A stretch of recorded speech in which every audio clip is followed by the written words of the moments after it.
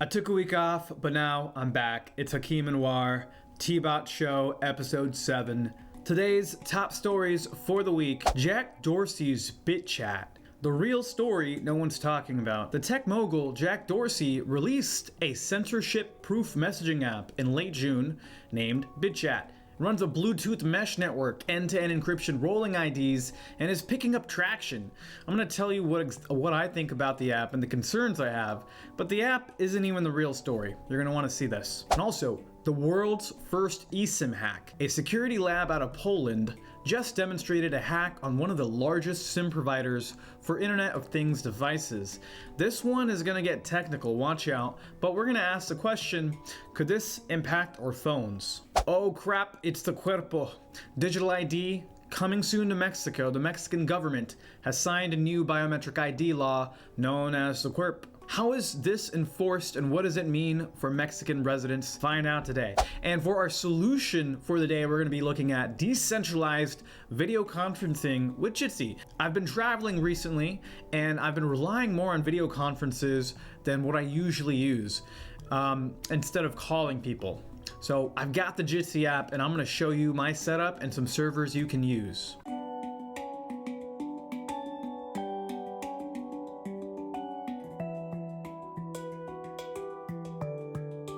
Okay, this is a bit of a long story. It goes down a rabbit hole, but Jack Dorsey's BitChat, he built this thing in a weekend.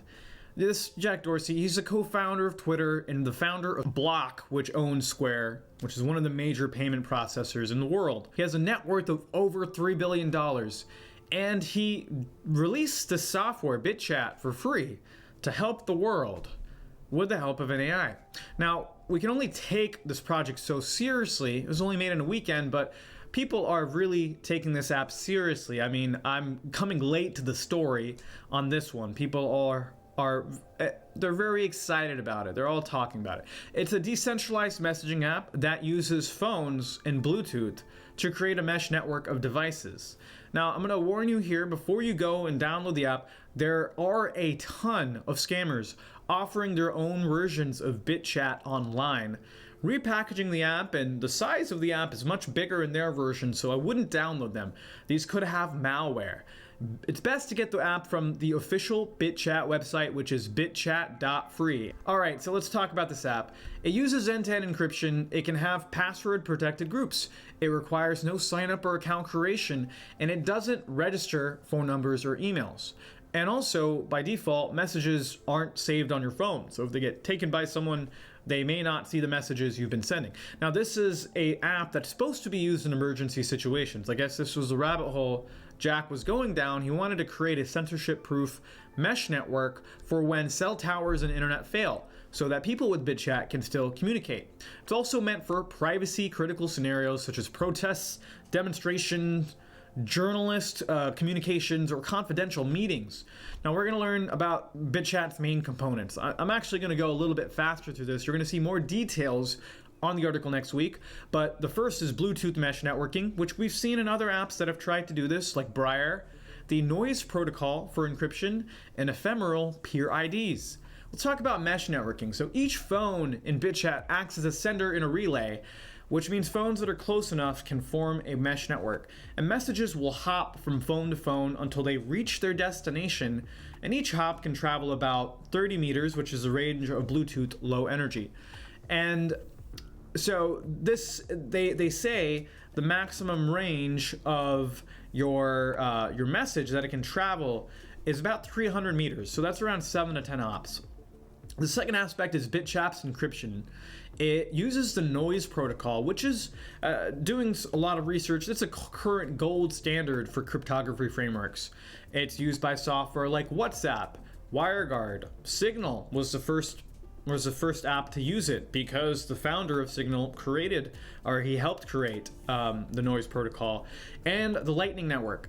So it can be thought of as a tool set where you can create your own encryption protocols. There's patterns in the ways that different devices will exchange keys and form a handshake. And so you can take these patterns and build your own way to have end-to-end encryption. And there's a lot of other tools inside of the noise protocol too. which apps can use. And then the last piece of BitChat is this ephemeral peer ID rotation. Very, very fancy, very fancy. Now, this is a unique identifier assigned to your device, which will continue to change, but the public key will remain the same. So what that means is, on the network, the IDs for everyone are going to rotate every so often, but the people you have already established chat with will still know each other, still know your identity, and vice versa. This sounds like magic, and cryptography can be very esoteric. I'm not a cryptographer, but I'm going to give my thoughts on the effectiveness of this app in the real world. So a mesh network, there is, in a mesh network, there's typically a maximum number of hops the protocol will allow. I brought this up earlier. The max range for this one is about 300 meters. Now this is really good for a Bluetooth low energy mesh network, but this app will only be useful in areas where there's a bunch of people using it, and it has to be densely populated, right? You have to be within 30 meters, 90 feet. You have to be within 100 feet, guys.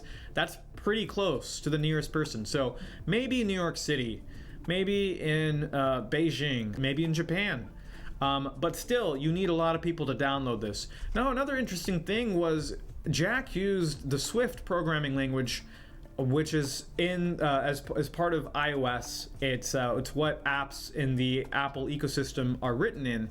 And then this was ported to Android. So it was started off as an iOS app, and they're running a private beta still, while the Android app is already available for download at bitchat.free. Now, the intended use case of the app is meant to protect you from serious communications, right? Like journalists reporting on state secrets.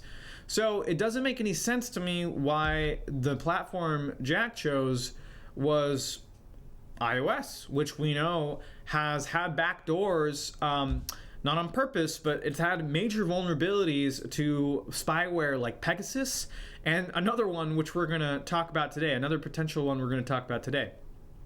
And iPhones themselves are, of course, black boxes and may suffer from avenues of vulnerabilities. So a state agent could be like, hey, I need access to this person's iPhone. So it's kind of weird that he did it iPhone first, but hey, that's maybe where he feels more comfortable. And so you could have the best encryption protocol, but if your device is vulnerable, this is information leakage. It can circumvent all this fancy encryption in your app and just read it from the keyboard. It could read it from the frame buffer of the screen. It can read it from the display. And so, yeah, it's weird that for an app attempting to provide this high level of protection, he chose an Apple ecosystem.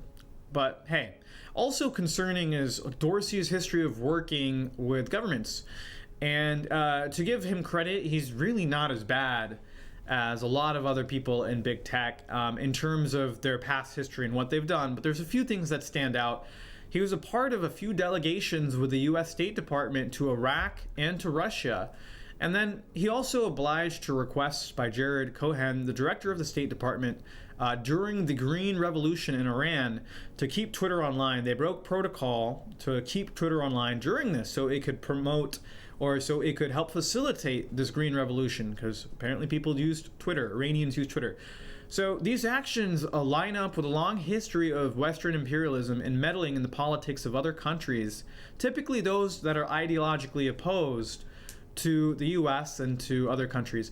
And you see this type of this messaging and focus, made for activists, made for people living under tyrannical regimes. But the same projects that use this type of language are projects like Tor and Signal.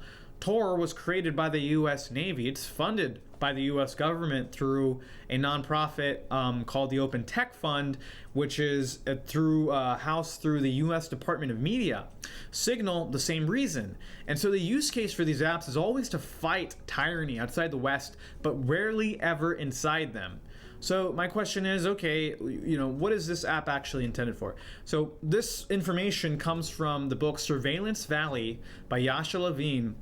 And he dives into the founders of Signal and Tor and how they received millions as U.S. defense contractors.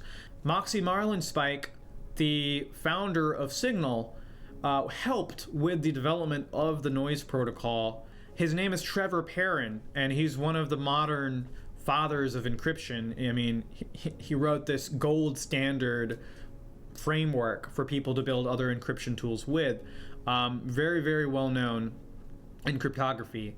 And so these organizations that act like front to create privacy tech, to promote privacy tech, which is actually created by the US government. And this, what it does is it serves to act as a honeypot. People who think they can escape with it and break the law using these technologies are in for a bad surprise when they realize, oh, well, crap, the government made it. Of course there's a way to look into these things, as was the case with Ross Ulbright in Silk Road. So now I went super deep in the rabbit hole, and I went back and read some of the articles, and one thing stood out. I realized that Dorsey built this app in a weekend using a vibe coding tool that he developed, Goose. And that's why when you read through the documentation of this app, it kind of feels like half-baked. There's not much there. The GitHub here where you can download the app, and then this is him with Obama. And then this is Goose. This is the vibe coding framework that Dorsey built and that he used to build this app with. So I don't think that BitChat will be the tool for that people are going to use when the grid goes down. I really don't think these tools will work. Also, Briar, which was kind of the same thing, maybe not as extensive as BitChat, didn't have the same security features, was also funded by the Open Tech Fund. And people have their own experiences of using it. But long story short, I don't think BitChat will be the tool that solves our problems. I'll look to long-range radio projects such as BitChat Network, which is built on top of other open protocols like Reticulum. So this is really cool. They're working on long-range radios that go with up to 128 mesh hops. So I'm very excited for these. I'm waiting for these radios to come in. But still, you can't deny Dorsey's creation.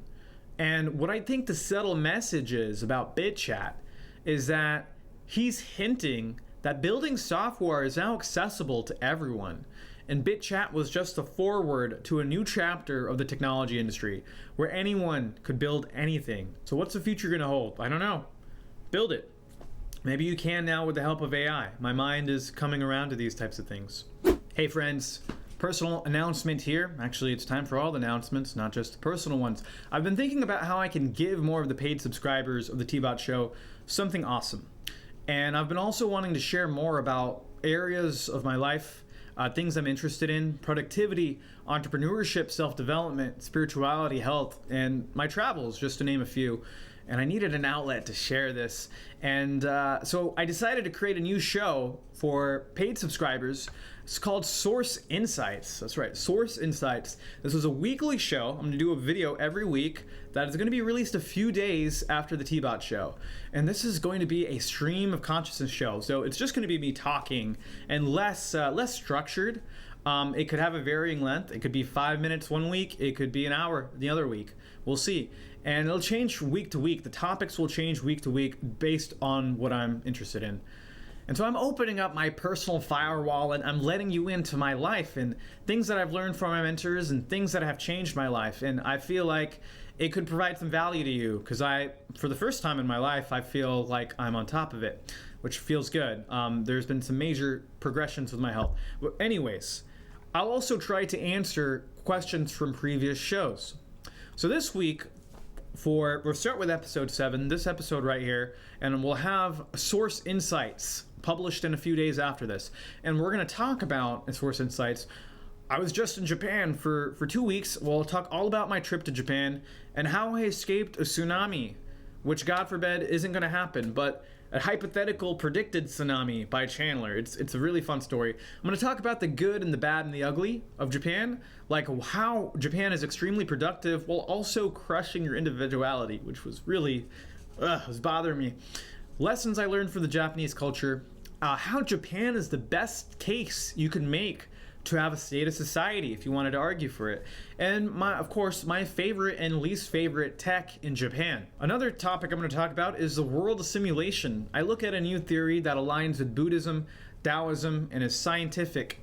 And it is explained through computer science metaphors. I couldn't love it more. So Source Insights, check it out. Go deeper. Join me as a source seeker. Go to the Substack, and if you sign up with your email, you can get a monthly or annual plan, and you will get access. Other announcements for Above, we have our Above community call on the 31st of this month. This is a call only open to our customers. You have to be a customer to join. And we're doing this new format where we actually take questions from the audience, and our head of phone support, Luke, the savior, Luke, the counselor, Luke, he's going to be answering questions. And also, we're going to invite our customers on this private stream. It's a private stream. It's not open to the public. People are going to come on and ask their questions live, and Luke is going to help them out. It's going to be very, very cool. It's going to be an awesome experience for anyone who wants to go down the privacy path, but they want to do it as a community. You're going to need an Above phone if you want to join. Check this out. Go to abovephone.com/TBOT and join us. Get a phone. Right now, this first call is going to be for phones. Here, you can save $50 off. Use discount code TBOT50. All right, some more announcements. I'll be traveling a bit in September and making stops in the United States. I'll be doing the Midwest Preparedness Festival, the Fall Festival, happening September 23rd to 28th in Clinton Lake, Kansas. I love this festival because they're doing it in true counter-economic fashion. For one, it's free. So you go to MidwestPreparednessProject.com. This is a camping festival.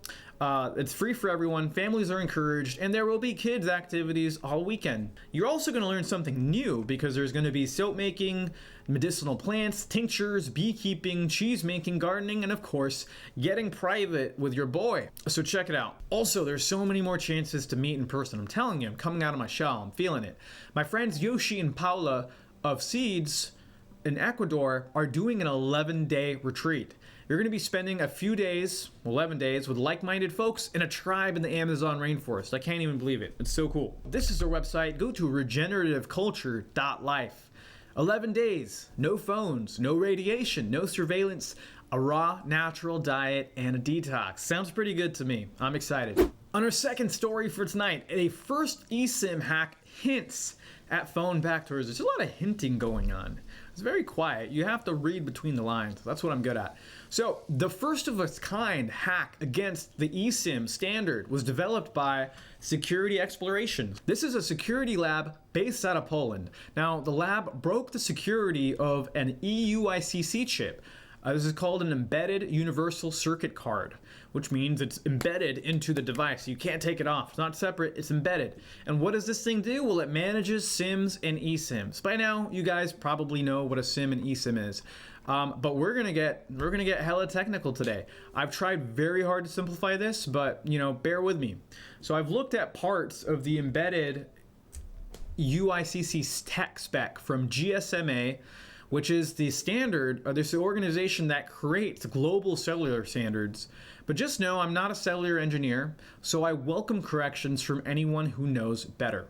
So we're looking at this eSIM security study, and this is on security-exploitations.com. You can read the study. I'm going to give you a little bit of a context so you can understand what's happening here. Now, any modern device that communicates with the cellular network will have this EUICC chip. Now, this is a chip, a microcontroller really, that runs its own software.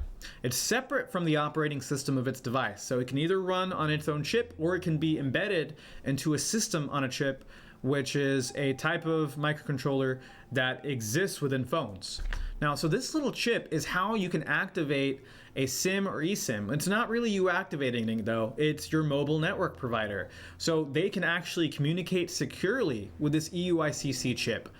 It not only manages your cellular profile secrets, like for instance, the encryption key that you're gonna use to communicate to the nearest radio tower, but it also manages secrets from mobile network operators. Things like encryption keys that they use to communicate securely with the device, right? That's how they go on there and activate your SIM remotely. They can do things like, turn your service off if you haven't paid. They can do all sorts of things. Now, these keys are why only mobile network operators can activate eSIMs on a phone. So this little EUIC chip, I'm gonna come up with a word for it. Yuck, no, that doesn't work. So these are going to store these secret keys in a secure element, which is a piece of storage that is extremely hard to break into. Where this is, depends on the device. So this EUICC is responsible for activating your cellular profiles and making them available to use in the phone. And the way mobile network operators do this is they send you a special kind of SMS called an SMSPP or point-to-point SMS. Now, these text messages, these special text messages, you'll never see them on your phone. They're just meant for the EUICC chip. And they do a bunch of things. Now, going to this hack. Now, it's important to note that they didn't target a phone with this. They targeted this operating system called Kaizen OS, which runs on Internet of Things devices. Now, Internet of Things devices can be all types of things. These could be devices that control industrial machinery way out in an oil field, way out in the ocean, or it could be a device that runs in an electric scooter. Fun fact, if you try driving an electric scooter on government property, it slows down. So this is thanks to the scooter's cellular connectivity, because scooters probably have these EUIC chips in them, EUICC chips. So IoT devices can act as a sensor to send data back to its owner, or it could be a remote control type of thing. And of course, they connect to the cellular network to communicate back home. Now back to the story. So this ran on a operating system called Kaizen OS. Kaizen is a giant in the IoT SIM space with over 2 billion SIMs. Here's Kaizen. We'll look at their front page.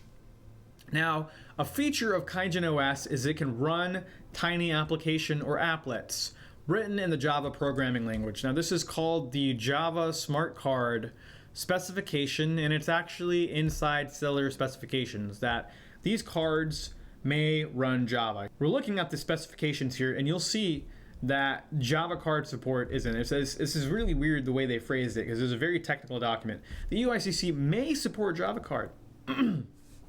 And there's hardware characteristics. This is a really good document that I'm going to link to in the post that will be published in a few days. Now, what are these tiny applets?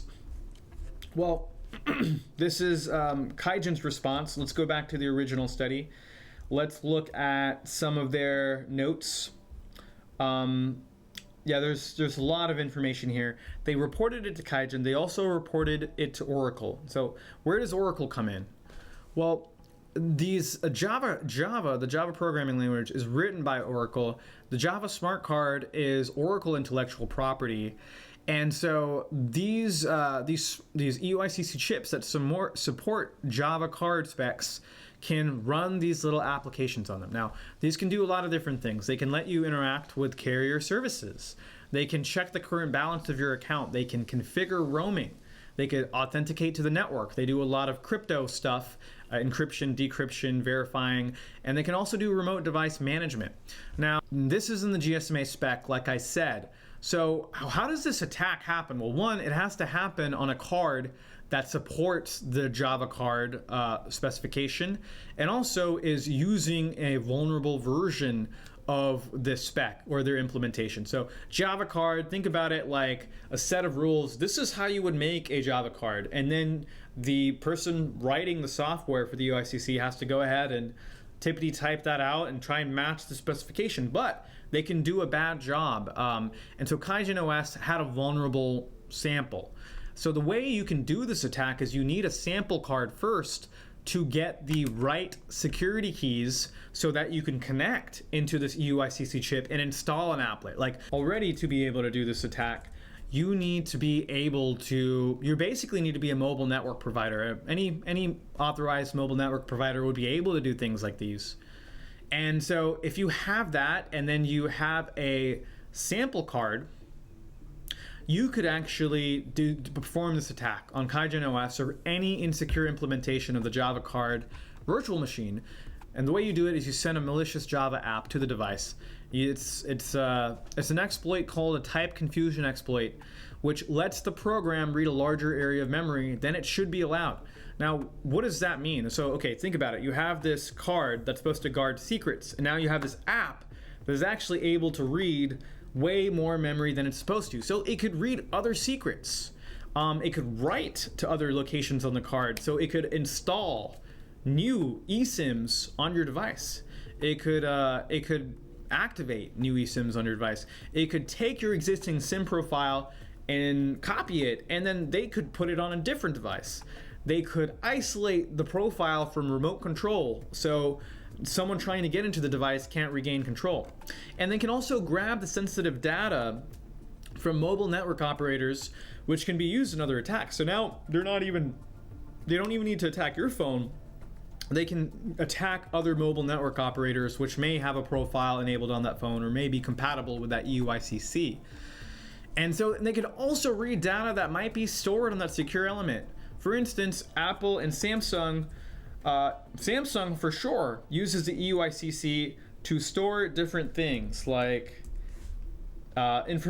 security information about transit, like the subway, like subway passes. You can use Samsung NFC to do this.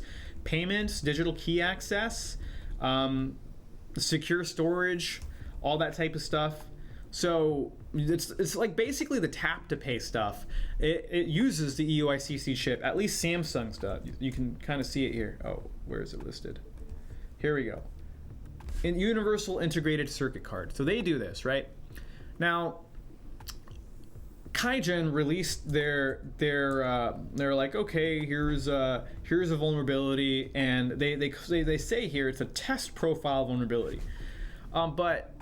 and then they fix it in the test profile, but the security lab disagrees with that. It's not just a test profile. Any vulnerable implementation of Java card could be targeted with this. Any EUICC chip could be targeted with this, and Oracle ignored the security researchers' report, saying that it's up to the vendors to secure their implementations. Because remember, Oracle writes, this is how you should implement it. And they're like, nah, like we don't care. You implement it how you want. It's their responsibility. Saying that they're not going to provide any guidance on a programming language they created. So, long story short, this could serve as a way to backdoor a phone if that phone is running a vulnerable implementation of the Java card spec. Now, I've looked at Apple, and it's unclear whether they do, but they definitely do support, I'm not sure if it's Java card, but they definitely support NFC payments, and I believe that's using a EUICC chip. So it's pretty likely that they do, because I mean, there's one specification that the GSMA writes, and Oracle Java card is the only option in there to run applets. And so if you were a mobile network provider, and if you had a sample card, you could attack any device with a EUICC. That could be an Apple phone, that could be a Samsung phone. It could be a Pixel phone if they're running a vulnerable implementation. I think I've said that like 100 times now. I won't say it anymore. So I gotta ask the question: Are these different devices vulnerable? And that's a question that is hard to answer. I've tried to dig into it, and these companies are not forthcoming about these EUICC chips. I mean, I feel like these are really, they're magic. They're very, very important to the entire way our cellular infrastructure works. Very important. So they're kind of very protective about how it works, what certain manufacturers are running what type of software on their EUICC chips, whether they wrote it themselves, whether they're using a third-party piece of software. You guys know we have our own data SIM, which is an eSIM. Now, the thing I intended when we created the service was to have a data SIM that doesn't have any telephone capabilities or SMS, so there's no phone number to take over, which could happen if you were vulnerable to this vulnerability. Now, so this is a data SIM. It's an eSIM that you can activate. We have many different plans for different parts of the world. There's two types. You can do prepaid or you can do monthly. And those are exactly what those sound like. So go to abovephone.com/datasim if you want more information. Now, what I've been recommending with our data SIM is to use it for cellular data only. It doesn't do calls or text messages. And I don't think people should use SIM cards to make calls and texts. Now, if you're using a VPN, which is the recommended way, even if your EUICC was compromised, it would only be able to see encrypted data passing through, which gets decrypted on the phone's operating system, right? Which is outside of the reach of the EUICC chip. So this is going to minimize, it's going to help reduce your attack surface, but there are other ways, right? The EUICC chip is just a start. There are other ways they could continue to try and attack your phone. They could try and send you They could try and send you malicious streams of data, applications on your phone. They could do things like Pegasus. They could try and send you silent SMSs. But the VPN is going to help tremendously because your phone is going to require that all the data is encrypted with your VPN private key, which it sounds like magic, but it really just works on the phone. So it's expecting the VPN server to send it data. It's not going to be able to decrypt anything else off the phone. So this is going to help protect you. So cybersecurity feels like magic, and that's why you need as many layers of protection as possible. And so if you're taking the story seriously, I recommend you check out our project Above Phone, abovephone.com, powered by Graphene OS, and of course Above DataSim. So there's multiple layers to this thing. Cool. Well, I don't think anyone else is talking about this eSIM vulnerability, this EUICC vulnerability that could potentially impact phones. It is definitely impacting Samsung phones. Well, it is if Samsung is running one more time, a vulnerable version of the Oracle spec. Oh crap, it's the Cuerpo. This is Mexico's biometric ID. I spent a lot of time in Mexico. I mean, people generally know that it feels like a decade behind when it comes to technology, but bam, out of nowhere, they come out with a digital ID system that is supposed to be fully mandatory next year. Mexico's supposed to be a country that runs on cash. You're supposed to have fresas and crema, you know? You can buy SIM cards with cash without giving any personal information. So it just feels like a lot. It's changing quickly. The Mexican government just signed this biometric CURP law, CURP, which CURP stands for Clave Única de Registro de Población, or Unique ID for Population Registration. In Mexico, it's known as the Cuerpo. That's what they call it. So this number is the number that you get when you're applying for residency.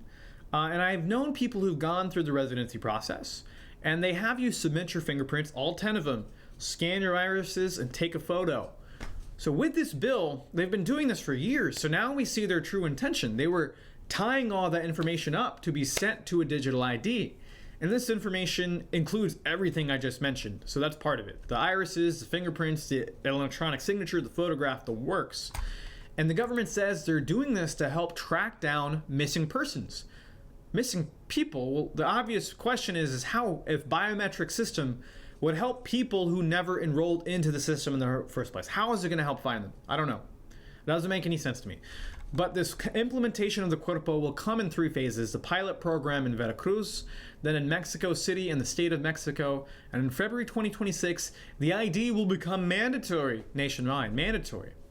And from on that point onwards, it's going to be required for things like renewing voter ID. Look at that guy. He's like thinking, should I get the Cuerpo?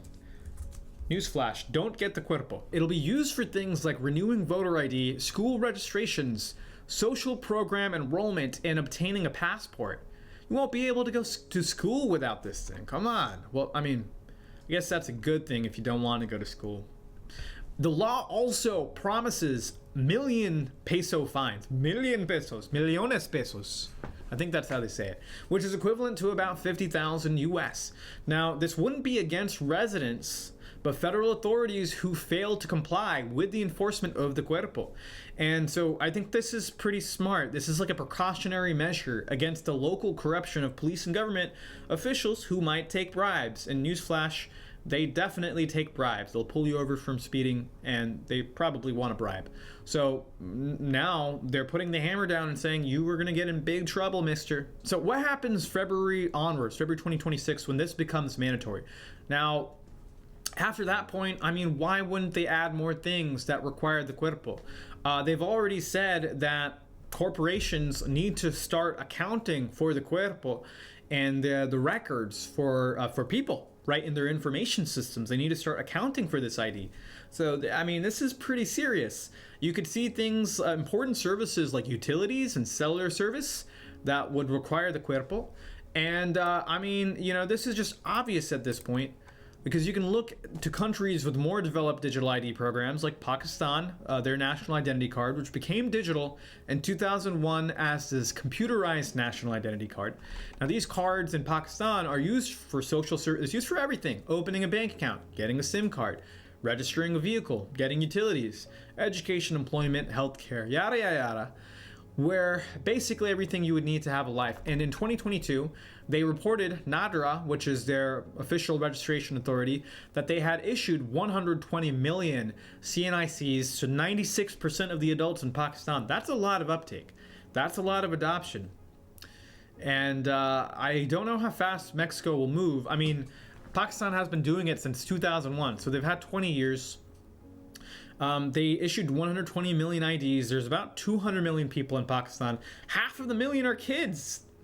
There's a lot of kids that might not have IDs, or I mean, they're not telling us the statistics for kids. It could be very well a very high proportion for kids too. That's a lot, and yet still, let's go to our article. And yet still, there are millions in Pakistan without a digital ID card. Refugees from Afghanistan and Bangladesh. Look at these homies just chilling out.